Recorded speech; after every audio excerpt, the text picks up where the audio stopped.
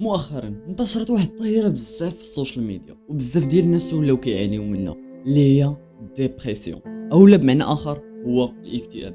الاكتئاب هو واحد الحاجه اللي ما كتعرفش اصلا امتى كتجيك، ما كتعرفش حاله انك فقتي لها امتى غتعالج منها. المفهوم الغلط ديال الاكتئاب خلى الناس ممكن انهم يكونوا يرتاحوا في واحد الحاله ديال الحزن او الحاله ديال القلق، انهم كيتوهموا راسهم في حاله اكتئاب، وهذا الشيء بحد ذاته كيدخلهم في هذا المشكل هذا. داكشي علاش انا معكم الراضي في جلسه بعقله غادي نفسر معكم كل شيء حول الاكتئاب، ونبين لكم الفرق ما بين الاكتئاب عند البنات والدراري. جينا باشتراك نبداو الفيديو ديالنا.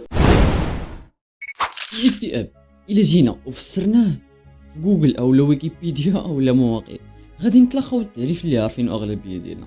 الاكتئاب هو واحد الاضطراب مجازي كيسبب الشعور بالحزن وفقدان الاهتمام، او لا ما يسمى ايضا باضطراب اكتئابي رئيسي، او لا اكتئاب سريري، اللي كيخليك انك عاجز دير حتى شي حاجه. هو كيأثر على الشعور ديالك والتفكير ديالك والسلوك ديالك، وكيؤدي لواحد المجموعه متنوعه من المشاكل العاطفيه والجسديه. وهذا الشيء كيخليك تواجه واحد الصعوبات في الانشطه اليوميه العاديه اللي كنتي كدير، واحيانا كتحس انه الحياه ما عندك ما دير فيها وصافي سالت الوقت ديالك، كتمنى الموت بعض المرات بهذا المعنى هذا. الا جينا نشوفوا شنو هما الاعراض ديال الاكتئاب، غادي نلقاو بزاف، ولكن الاغلبيه تاعهم باش نبين لكم: شعور بالحزن والفراغ وفقدان الاهتمام، كتحس بانه لونطوغاج ديالك حتى هو مابقى كيدير فيك، كتنقص الثقه ديالك بنفسك، كتنقص من القيمه ديالك براسك، حيت انه كتقول اش كندير انا اصلا في هاد الدنيا هادي، ما عرفتش غير زايد. كتزعزع النفس ديالك، ما كتبقاش انت حامل راسك، ما كتحمش تشوف راسك في المرايه. اين فوا كتشوف راسك في المرايه كتحس بانه هذا الشخص هذا اللي هو انت بالفعل. ثاني حاجه هي ابسط الحوايج اللي كنتي كدير، ابسط الحوايج، مثلا كتنوض في الصباح تفطر، تصاوب الفطور ديالك، تمشي دوش، دير سبور، شي حوايج ما غاديش تبقى ديرهم. علاش؟ كتقول انا نط كاع درت السبور مثلا، والو غير غادي نعرق وغادي نرجع ندوش وغادي نزيد على راسي الخدمه وغادي نكون عيان وما نقدرش. هنا فين كتدخل الاكتئاب السريري، ما كدير والو، كتبقى غير مخشي في البيت ديالك، سد عليك النعاس. ومشكله اللي كبيره بزاف هي الا ما لقيتيش شي واحد اللي يساندك في هذه الفتره، وشي واحد اللي غادي يفهمك. خصوصا حنا في المغرب عندنا واحد الفكره ديال انه ديك اللعبه ديال زعما اكيد طبحت ديرها بالعاني، وانت الله اللي عان بك في ديك الفتره، كدوز واحد الوقت اللي صعيب توعد مع بك من غير الله عز وجل. داكشي علاش من نصيحه مني لكم، من الواحد اللي كيتفرج، فاش تشوف مثلا خوك، الام ديالك، باك، جدك، اي واحد كيف ما كان جالس واحد الفتره ما بقاش كيهضر معكم كما كان في الاول، ما بقاش كيضحك معكم كما كان في الاول، ما عرفتش داك الشخص تبدل عليكم، انت غادي ترد البال من السلوكيات ديالو. بحال تبان لك شي اعراض من هاد الاعراض اللي قلت لك، حاول انك تضحك معاه، تواصل معاه، تشوف شنو هو المشكل اللي عنده. من بين الاسباب ديال الاكتئاب هذا هما هادو اللي غنقول لكم، جبت لكم زعما اكثر وحدين معروفين واكثر وحدين كيتكرروا في مواقع البحث. كاين الاختلافات البيولوجيه او التغيرات البيولوجيه كما كيسميوهم، حيث انه هذا الشيء بوحدو كيحدث واحد الصراع داخلي ما بين الشخص والنفس ديالو، وهذا الشيء كيؤدي بعض المصابين للاكتئاب. ثاني سبب اللي اكتشفوه اخصائيين كيمياء الدماغ، اللي هو واحد الحاجه كتوقع في النواقل العصبيه اللي كتبان بواحد الصوره طبيعيه في الدماغ، حيث انه قال لك تغيرات او لا اختلال بسيط في هذه النواقل العصبيه كيؤدي الانسان انه يدخل في الاكتئاب.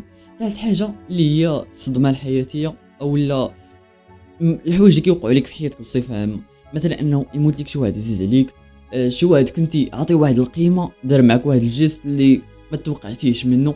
وثالث حاجه هي شي واحد كنتي مثلا نقولها ديريكت عادي، حنا بغينا المعلومه نستافدوا، شي واحد مثلا انت داخل معاه في واحد العلاقه، او انت داخل مع واحد في واحد العلاقه، ومثلا نقولوا ما تفاهمتوش، ولكن انت كنتي كتبغيه بزاف داك الشخص او داك الانسان وما تقبلتيش. الاكتئاب اصعب حاجه هي انك ما تقبلش واحد الحاجه وقعت لك، ما كتدخل في واحد الاكتئاب اللي خايب. ودابا غادي نجيكم للفرق ما بين الاكتئاب عند البنات والدراري، حيت انه واحد الاخصائيه المانيه كتقول بانه الاكتئاب عند الرجل مختلف تماما بالنسبه للنساء. قلت لك بالنسبه للراجل انه الاكتئاب هذا ما كيخليش انه ياثر على الحوايج اللي كيدير في الحياه ديالو بصفه عامه، اي الخدمه ديالو، النشاطات اليوميه ديالو، الناس اللي كيهضر معاهم. ولكن بالنسبه للبنات ممكن يسدوا عليهم، ما يبغيو يهضروا مع حتى واحد، كيتقلبوا الهرمونات ديالهم، شحال من حوايج اللي كيخلي الاكتئاب بالنسبه للراجل مختلف على البنت. وبالنسبه لي انا غادي ندوي كشخص، حيت فاش جيت قلبت على الاختلاف ما بين الراجل والمراه كاين فرق اللي كبير. كل واحد كيلغي بلغاه، كل واحد كيدوي حسب النظريه ديالو، حسب العلم اللي قراه، حسب داكشي اللي عرف. ولكن انا غادي ندوي بصفه عامه وبالمنطق. طبعا حنا ما كندويوش بعشوائيه. كنشوف انه الاكتئاب بالنسبه للدري او للرجل غادي يكون صعيب مقارنه بالاكتئاب عند المراه. ما غاديش نقول لك انه الاكتئاب عند الراجل غادي يدوم اكثر ما غادوم عند المراه، ولكن غادي يدوز ديك الفتره قصيره صعب من ديك الفتره اللي غدوزها المراه كامله، مثلا 4 سنين 3 سنين بزاف. علاش؟ اول حاجه البنت فاش كطيح في الاكتئاب كتلقى صحاباتها، كتلقى امها، كتلقى اختها المنتاو.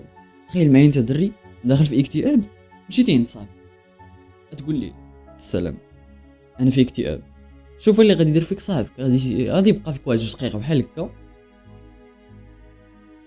يقول لك حنا خويا راه رجال ما كنطيحش في هذا الشيء، راه صاحبي سي الرجله ديال اخر الزمان صافي تنقول لي كطيح في اكتئاب. هاد الجمله هادي بوحدها عرفتي، هاد الجمله هادي راه عندنا مشكله خايب بزاف في المجتمع تاعنا. علاش؟ باقي ما متقبلينش ديك الفكره. الراجل ما كيبكيش، الراجل عمرو يتقلق، الراجل عمرو الراجل كيبقى في واحد المربع كيدخل الوسط ديالو. خاص يبقى الراجل هو داك الانسان عديم الشعور، داك الروبوت كيخدم يجيب الفلوس كيجلس يلعب يضحك ويمشي عاوتاني ونفس الروتين. ممنوع على الرجل انه يتقلق، ممنوع انه يذكر انه راه عنده واحد الاتجاه ولا واحد الاحساس ديال الحزن من شي واحد. ممنوع هادشي بوحدو يخليك تسد على راسك انت بينك وبين راسك، وكتبقى تواجه وكتقول علاش انا بوحدي الوقع على هادشي، وعلاش حيتاش ما لقيتيش المن تعاود، ما لقيتيش المن تخوي. ما يمكنش تقول هاد الباك راني في اكتئاب، ما يمكنش تقول لهم علاش، حيت اصلا ما عندهمش واحد المعروف او لا واحد المعرفه بصفه عامه حول شنو هو الاكتئاب او لا شنو ممكن يأذي. عكس البنت غتمشي عند صاحبتها وتشكي عليها وصاحبتها تواسيها وتضحك معاها وتقول لها صافي غير نسي داكشي اللي وقع ليك وكا بمعنى كتلقى المن تفرح. ممكن انها تكون متعلقه بواحد الحاجه اللي دخلتها في داك الاكتئاب المده اللي طويله. متفق معاك وما غاديش نقول لك لا، ولكن غير داك انك تخوي لشي واحد راه زوين. كاين اللي غادي يقول لي واحد النقطه واللي متاكد منها ويقدر كاع يلقاها في الكومونتيرات، غادي يقول لي اصلا خاصك تشكي على الله عز وجل لك. بالفعل متفق معك وما غاديش نقول لك لا وما غاديش نخالفك. غير هو فاش كتلقى شي واحد اللي معاك في الجنب و غادي يعاونك ويتحرك معاك زوينه بزاف، كتنقص عليك واحد الضغط اللي كبير. خصوصا بزاف ديال الناس اللي كيمشيو عند اطباء نفسيين. علاش الدور ديال الطبيب النفسي؟ انت اصلا كتعاود ليه يحاول انه يلقى لك واحد الحل لذاك المشكل اللي عندك، يحاول انه يتواصل معك باش تعرف الدور ديال انك تشكي على شي واحد وحاول انه يغيجي معك يتفاعل معك. راه نعمه بحد ذاتها اللي كبير. واخر حاجه غادي نبغي نقولها لكم هو انه الاكتئاب فيه بزاف ديال المراحل وبزاف ديال الانواع وبزاف ديال الحوايج. هو واحد الحاجه او لا واحد الحاله نفسيه اللي صعيب انك تفسرها. هادشي اللي كان معكم راضي في هذا الفيديو هذا. حاولت انني نفتتح واحد الفيديو اخيرا بعد غياب ديال شهر او شهر ونص. شحال ديما شعلت كاميرا داكشي علاش لقيت واحد الصعوبات هاد المره هادي. دير ديك لايك سبسكرايب. معكم راضي الله.